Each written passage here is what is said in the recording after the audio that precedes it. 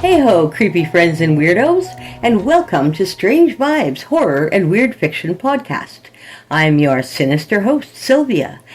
We have a few ghoulish delights for you this evening, beginning with the conclusion of The Embankment, a shivery tale by Paul Radcliffe. After that, we feature The Cosmic Cat, a Lovecraftian-style horror of ancient and ravenous entities by Ricardo D. Rebelo. Finally, part 1 of Paul Harman's bizarre tale, Statue Licking. A strange corrosion takes hold of metal throughout town, as mysterious figures lurk in the shadows. You can find these twisted tales and more in Strange Vibes Anthology, Volume 1. Links and bios are in the description. Here's a little summary. When we last left our young hero, he'd taken on the dares of other children and gone into a dark, spooky tunnel. Emerging, he notices two kids he's never seen before, and the elder boy taunts him with a real dare. He waved dismissively at the tunnel. Not stupid stories. The children, hearing this, sensed vulnerability as a shark sensed blood, began to shout encouragement. Behind the older boy, the girl that was with him smiled. It was not a pleasant smile. He went on, gesturing to an old metal lever jutting upright through the granite chips. In busier times it had been used to manually change points when the lines were under maintenance. It had long been disconnected from this purpose, though none of the children knew this. And years of weather and neglect had rusted it into place. The boy went on. A proper dare. I dare you to move that lever. Move it proper. The girl spoke for the first time. I think it's too much for him. That big, brave boy who went all that way into the tunnel, the big, dark, scary tunnel. The other children joined in, a choir of ridicule. The older boy spoke again as they seemed to pause for breath. He looked at the others, as if to check they were listening.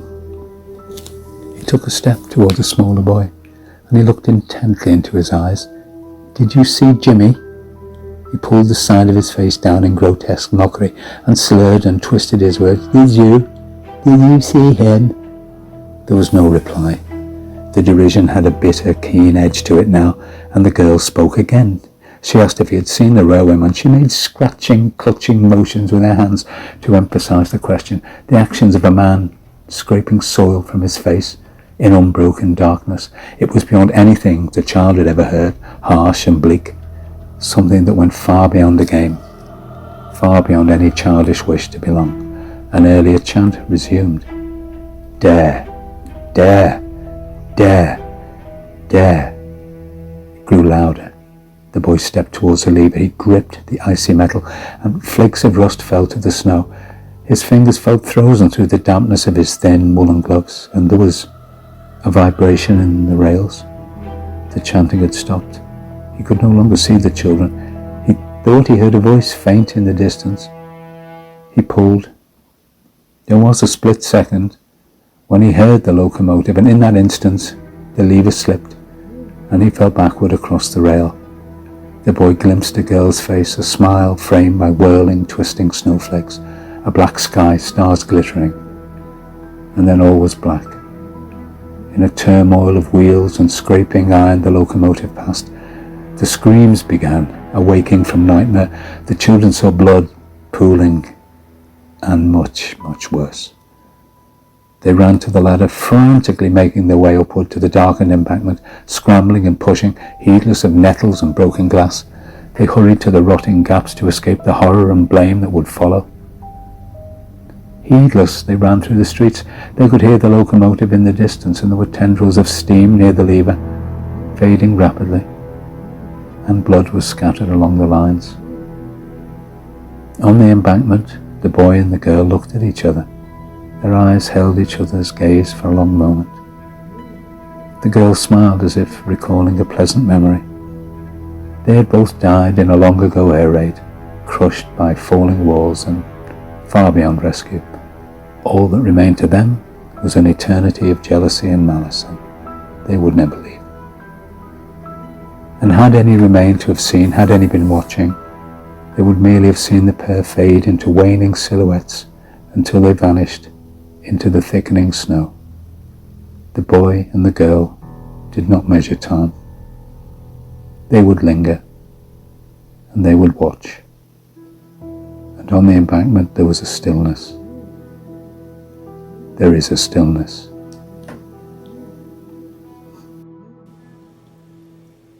Yes, they are real and they walk among us. Now, here's The Cosmic Cat by Ricardo D. Rebelo. The old black cat pawed through the halls of the Milton Hotel. It had lived there since long before the foundations were erected. There was a particular odor the cat was in search of. The people who paid good money to stay here couldn't smell it, and that was best. The odor came from an ancient time and place, of which the transient residents had no memory. It was a potpourri of death and decay from things that had died in the chaos of cosmic turmoil when the galaxy was new. So they had a particular scent. The black cat could smell it all about the usual trash the inhabitants of the hotel had created. Discarded slices of pizza, hamburgers 2/3 eaten, garlicky Asian sauces, fried delicacies, beer, soda, coffee grounds, and this odd scent. The carrion of ancient beings being ground up by the entropy of time. The cat had sensed something beneath the soil, not dead, but dormant, waiting. The black cat padded along the cracked concrete, hunting the scent. The cat was a survivor, born in a pile of trash that was this land before it was developed. For the first few years of its life, the cat survived on field mice and discards thrown from car windows as people drove by, headed to New York or back home to Connecticut. The cat reached the service room. It was a jumble of forgotten junk. Broken ironing boards, milk crates, rusted shovels, and ephemera from past events. The cat saw the source of the scent. On the far wall was a metal door standing ajar. It had been painted a medium shade of brown, though the frame that bordered the orifice was mustard bronze. Inside it was a chute to somewhere in the bowels of the building. The chute was coated in black grime. A short 2-step stair sat at its base, rusted and slick with filth. The black cat hopped up the 2 steps, stood on its hind legs, and stretched out over the lip of the dark portal. Somewhere deep in the chasm something stirred. The beast smelled the cat's essence high above the pit, the scent of fresh blood. The mound of substance reacted by sending an appendage up the chute. The darkness lunged before the cat could twitch. The appendage came from the inky abyss of the chute. The cat's face was enveloped by the bile shot from the beast. The feline tried to resist, but the ooze stripped the fur and flesh away from its face and then dissolved the bone. The cat's recoil flung its body back to the floor. In the pit, the beastly mass enjoyed the insignificant life it had consumed and wanted more. "What the hell?" Mario Santos said. "What?" his fellow custodian David Manning responded. The 2 men had been tasked with finding an ironing board for room 217, so they were sent to the service room to unearth it. Manning walked over to see what Santos was going on about. He regretted doing so. "Jesus, jumped up Christ," Manning said. "What on earth do you think did that?" Santos asked. "That doesn't look like it came from Earth," Manning said. The 2 men had found the black cat. The body was all that remained, yet Santos could swear that something was still moving beneath its fur. The head, at least where the head should have been, looked like it had been cauterized to a charcoal black. "That's not real," Manning said. "Probably some prop those horror writers upstairs tossed." "Looks real," Santos said. Bullshit." Manning reached over to pick up the horror on the floor. The 2 men were not novices in cleaning up dead animals. After the initial shock wore off, it was just another day at the Milton Hotel. Manning picked up the cat and gave its dark fur a sniff. He shuddered like something had tried to crawl inside him. "What was that about?" "What was what?" Manning put the remains of the cat in a large black contractor bag. "You were shaking after you sniffed it. Why the hell did you smell it?" Manning's fingers twitched as he held the bag shut. "I didn't mean to. It was like something told me to." "What did it smell like?" "Weird. Really weird. Weirder than normal for a dead cat?" "Yeah," Manning said. Santos saw something black flicker behind Manning's eye. A worm? A shadow? He blinked. Gone. In the lobby of the Milton, hundreds of the world's best horror fiction authors were mingling with each other, or at least trying. Many of them were admittedly antisocial, picking a vocation that meant they would spend an enormous amount of time alone in a darkened room attracted those who despised crowds and idle chatter. They were a colorful bunch. Many of them had curated looks they cultivated through antique shopping and Etsy stores. They wore their prose on their frilly laced sleeves. Santos and Manning walked through them like rats in a maze. The men knew the guests paid them as much mind as they would the fake plants, so they went about their business and wove through the group. Manning saw a short, slight, darkly dressed brunette holding a coffee cup, chatting with a curly-haired blonde. He passed her close enough to brush against her wool cloak and jostled her. "Excuse you," the blonde said. Manning continued to his next task, unfazed. "Did you smell that?" Kelly Keene asked the blonde, Esmeralda Montgomery. "Just con stink."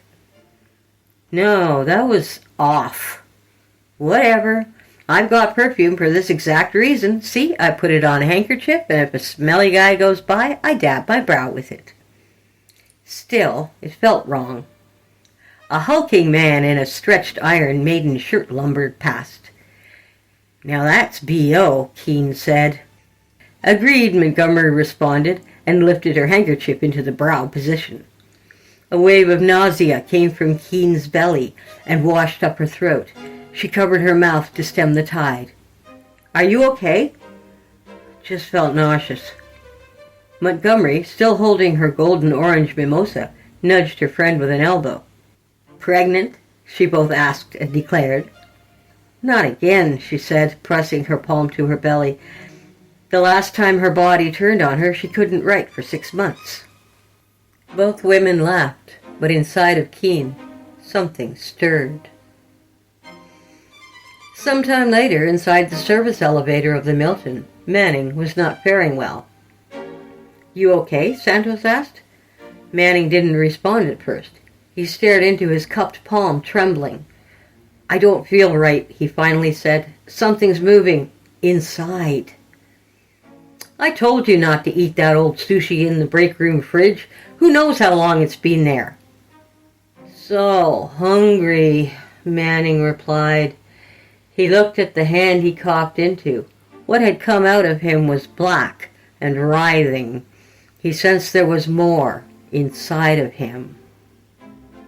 "What was that junk anyway?" Santos inquired. Manning felt pressure building beneath his ribs, stretching his chest like a balloon about to burst. His vision narrowed to a red pinhole. He could feel his consciousness departing his body. His last act was to stand erect and hold out his arms to make way for the old god to birth itself. The move hit Santos with a wave of fear. He recoiled to the back of the elevator, but it was too late. The bile exploded onto Santos. It consumed his flesh from front to back. He screamed until he no longer had vocal cords. The substance of the two men now filled the elevator 2 feet deep. Then it ate through the floor and headed back down the shaft. Hours later, Keene sat behind a long table draped in a white cloth with a mic in front of her, facing a ballroom of fans and fellow writers.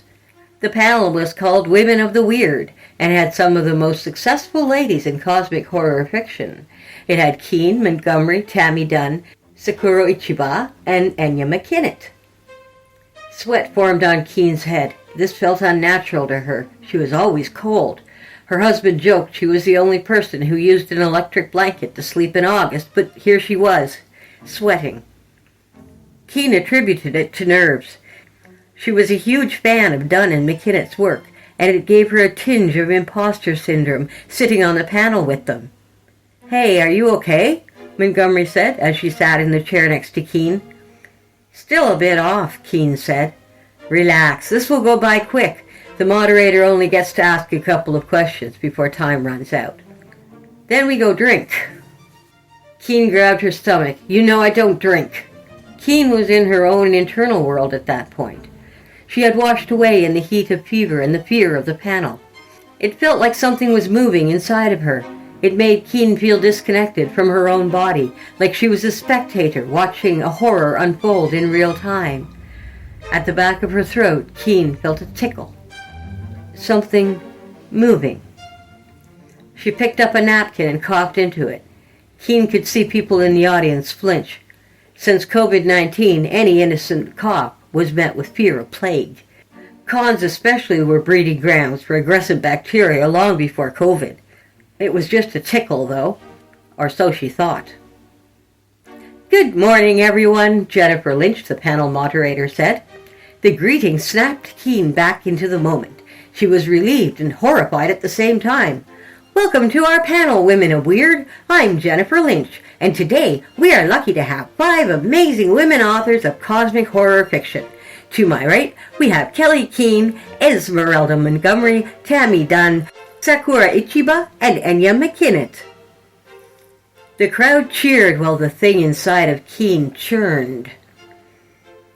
"I'm going to start off by asking the panel, how do you define cosmic horror, and how do you incorporate it into your work?" Kelly felt something inside her brain go numb. She could feel her nervous system misfiring, synapses crackling, shorting out, rerouting, a cruel rewrite. Her right index finger vibrated, then her left foot shook. "Kelly Keane?" Jennifer Lynch said. Keane heard her voice through a cloud of brain fog. "Kelly?" Lynch asked again. "Sorry, what was the question?" "How do you define cosmic horror, and how do you incorporate it into your work?" Kelly could not focus on the question. The crowd couldn't see the internal war she was battling. Or could they? She wasn't sure. Cosmic horror is the fear that we are all such a small part of the overall universe that..." She trailed off as a black cloud moved across her mind. It threatened to occlude her every thought. "That we are insignificant to the overall..." Kelly could feel the thing inside her recoil, a spring tightening. Whatever this was, it was heading up. "Insignificant to the overall..." The dam broke inside of her. Reality. Keane jerked forward.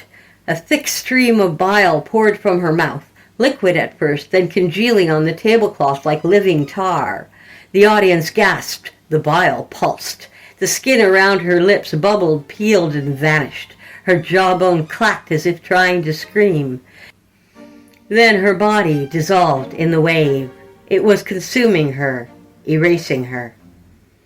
Keane's fellow authors had jumped out of their seats like they were on springs. Montgomery had been the closest to her, and consumed by the inky mass almost immediately. Whatever it was, it had taken the women down at an atomic level to feed its own flesh and grow. Most of the audience fled, but some stayed. They had waited their whole lives to be part of an unearthly horror, and now they had a front seat. Those who tried to leave were consumed in a swell of humanity.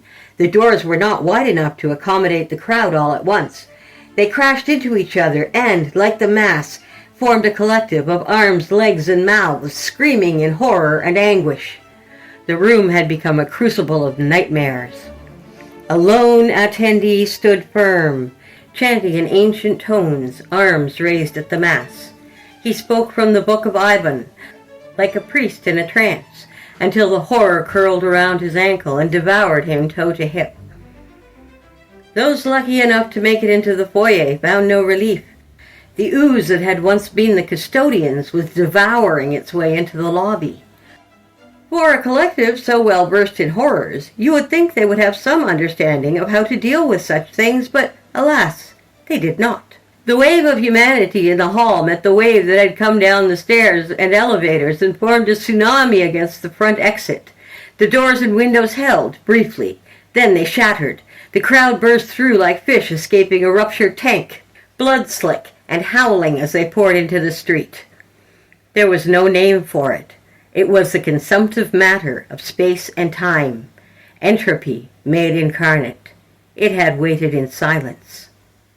Now, the world would listen. And so it ends, and so it begins, from a time and place beyond human understanding. Sit back, grab your favorite blankie, and enjoy a darkly comedic story by Paul Harman, Statue Licking. Statue Licking by Paul Harman. The doorbell rang.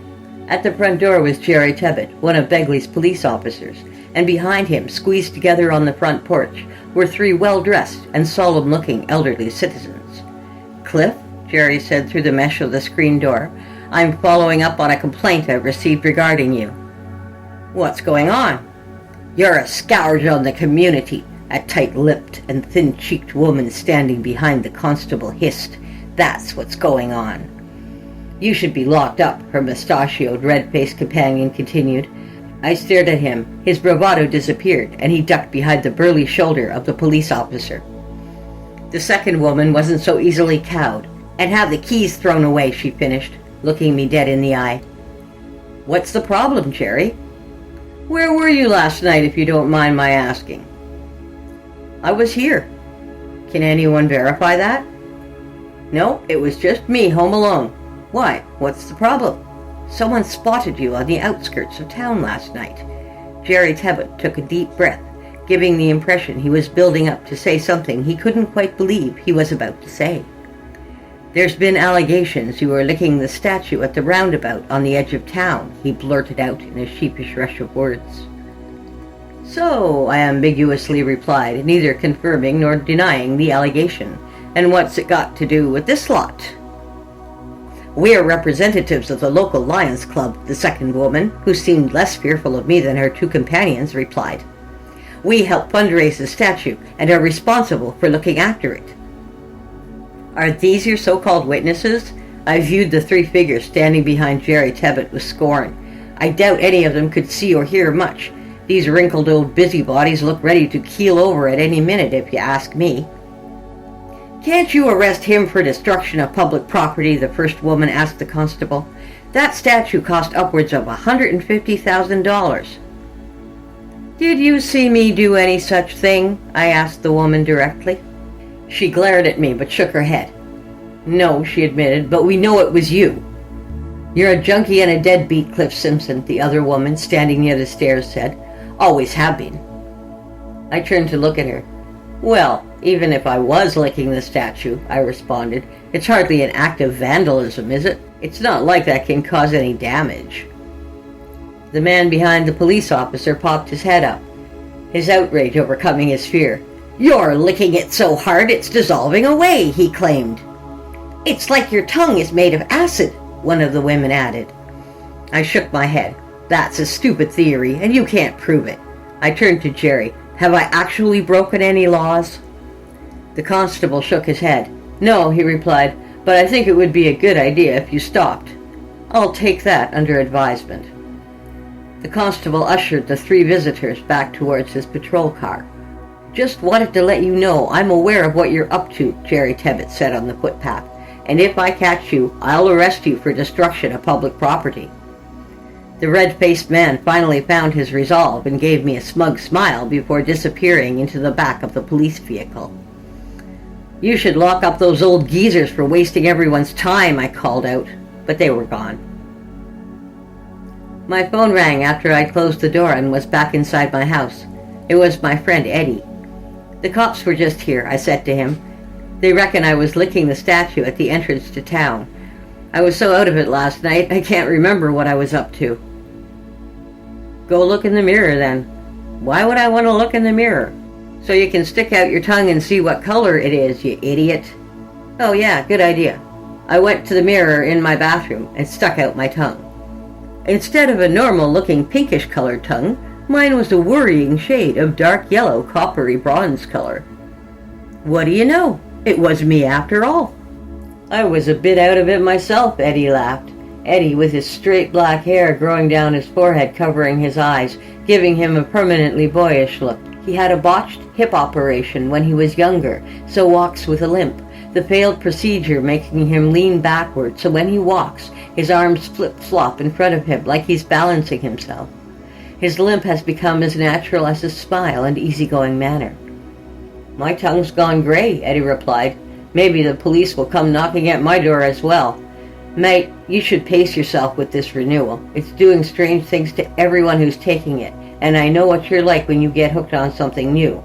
A bit of well-intentioned advice from one junkie to another wasn't going to stop me from enjoying my new favorite drug. Eddie had sold me Renewal, a new strain of methamphetamines that promised longer highs for half the price.